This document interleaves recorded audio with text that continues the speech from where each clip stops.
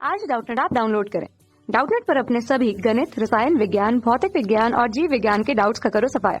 बस प्रश्न की फोटो खींचो, एक ही प्रश्न को क्रॉप करो और तुरंत वीडियो सोल्यूशन पाओ। अभी डाउनलोड करें।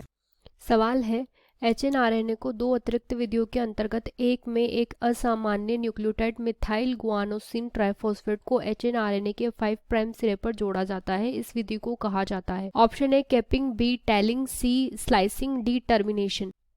ये हमारे सवाल के अंतर्गत पूछा गया है कि जो HNRNA होता है वहाँ पर दो अतिरिक्त विधियाँ इसमें इस्तेमाल की जाती है, तो इनमें से किस विधि के अंतर्गत यहाँ पर जो है मिथाइल गुआनोसिन ट्राइफॉस्फेट के 5 प्राइम सिरे पर जोड़ा जाता है। तो अगर हम यहाँ पर बात करें कि HNRNA जो होता है इसके अंतर्गत यहाँ पर जो है अनुलेखन की प्रक्रिया संपन्न होती है, तो हम यहाँ पर बात करते हैं हमारा जो अनुलेखन की प्रक्रिया है वो हमें इस प्रकार से एनसीईआरटी में दी गई है। हम यहाँ पर कह सकते हैं कि हम यहाँ पर जो बात कर रहे हैं वो अनुलेखन की प्रक्रिया की बात कर रहे हैं।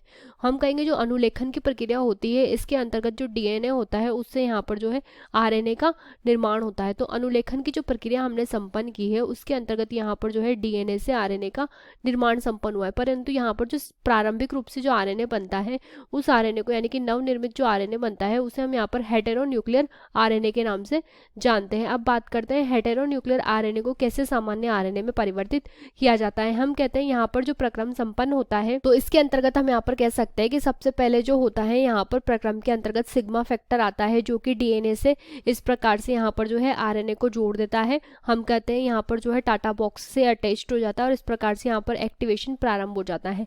इस प्रक्रिया के दौरान हम कहते हैं यहाँ पर जब एमआरएनए का निर्माण होता है तो हम बात करेंगे यहाँ पर इसके दो हिस्से बनते हैं, एक तो इंट्रॉन्स बनते हैं और एक्सोन्स बनते हैं। हम कहेंगे यहाँ पर जो दो हिस्सों का निर्माण हुआ है यहाँ पर प्रक्रम के दौरान हमारे जो दो हिस्से बने हैं तो यहाँ पर हम कह सकते हैं एक तो इंट्रॉन का निर्माण हुआ है और एक एक्सोन का निर्माण हुआ है। इंट्रॉन की हम बात करें तो इंट्रॉन वो खंड होते हैं जो यहाँ पर प्रोटीन के लिए कोड नहीं करते हैं, तो इन्हें हम अनावश्यक खंडों के नाम से जानते हैं। और अगर एक्सोन की बात करें तो हम कह सकते हैं एक्सोन वो खंड होते हैं जो यहाँ पर प्रोटीन के लिए कोड करते हैं, तो इसे आवश्यक खंडों के नाम से जानते हैं। तो हम कहेंगे हम यहाँ से इंट्रॉन्स को हटा देते हैं और एक्सोन को उसके अंदर आरएनए के अंदर जुड़े रहने देते हैं।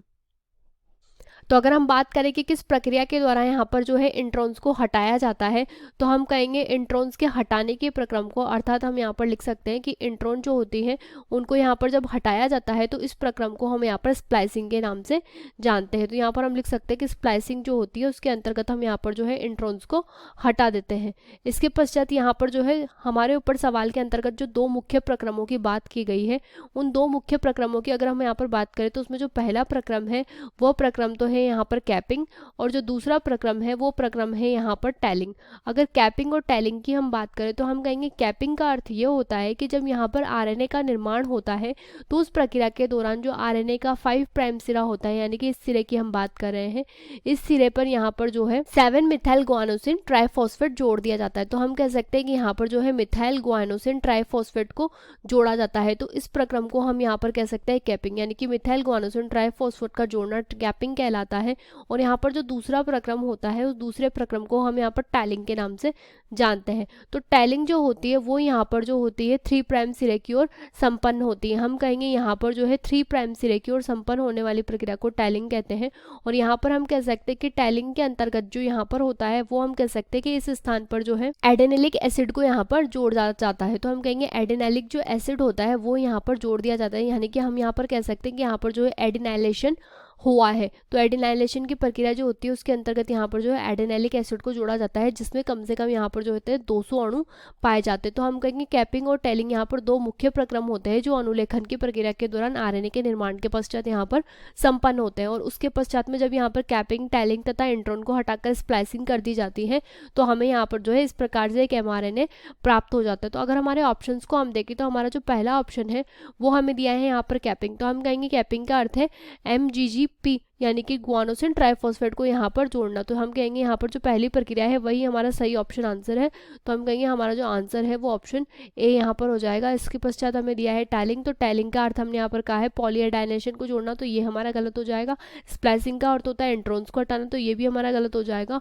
और टर्मिनेशन की अगर हम बात करें तो हम कहेंगे जो टर्मिनेशन होता है वहाँ पर ये सबसे आखिरी प्रक्रम होता है अनुलेखन की जो प्रक्रिया होती है वो यहाँ पर 3 पदों में संपन्न होती है। इसमें जो पहला पद होता है उस पहले पद को हम यहाँ पर कहते हैं प्रारंभन, यानी कि हम कह सकते हैं पहला पद जो है उसे हम यहाँ पर समारंभ के नाम से जानते हैं। इसके पश्चात जो दूसरा पद होता है उसे हम यहाँ पर दीर्घीकरण के नाम से जानते हैं, और इसके पश्चात जो सबसे आखिरी पद यहाँ पर संपन्न होता है उसे हम यहाँ पर समापन के नाम से जानते हैं। तो हम कहेंगे जो समापन वाला पद होता है वो यहाँ पर संपन्न होता है, जिसके अंतर्गत यहाँ पर जो होता है रो कारक सक्रिय हो जाता है। अगर हम यहाँ पर समारंभ की बात करें तो इसके अंतर्गत सबसे पहले सिग्मा कारक सक्रिय होता है तथा सिग्मा कारक सक्रिय होकर के राइबोन्यूक्लियोटाइड को एक्टिवेशन ऊर्जा प्रदान करता है। इसके पश्चात में जो दीर्घीकरण होता है, दीर्घीकरण के अंतर्गत हम यहाँ पर कह सकते हैं कि यहाँ पर जो है पूरक क्षारक से डीएनए युग्मित हो जाते हैं। तो यहाँ पर जो है पूरक क्षारक जो निर्मित होते हैं उससे डीएनए युग्मित हो जाते हैं, और इसके पश्चात जो टर्मिनेशन होता है उसमें रो कारक यहाँ पर प्रभावी हो जाता है। रो कारक प्रभावी होकर के यहाँ पर हम कह सकते हैं कि युग्मन को रोक देता है और आरएनए को डीएनए से अलग कर देता है। तो समापन का जो प्रक्रम होता है, सबसे अंतिम प्रक्रम जो होता है रो कारक, वो यहाँ पर इसमें उपयोग होता है, उसे टर्मिनेशन के नाम से जानते हैं। तो ये ऑप्शन भी हमारा यहाँ पर गलत हो जाएगा। तो हमारा जो आंसर होगा वो ऑप्शन ए हो जाएगा। कक्षा 6 से 12वीं से लेकर नीट, IIT, JEE वो एडवांस के लेवल तक 1 करोड़ से ज्यादा छात्रों का भरोसा। आज ही डाउनलोड करें डाउटनेट ऐप या व्हाट्सएप करें अपने सारे डाउट्स 8400 400 400 पर।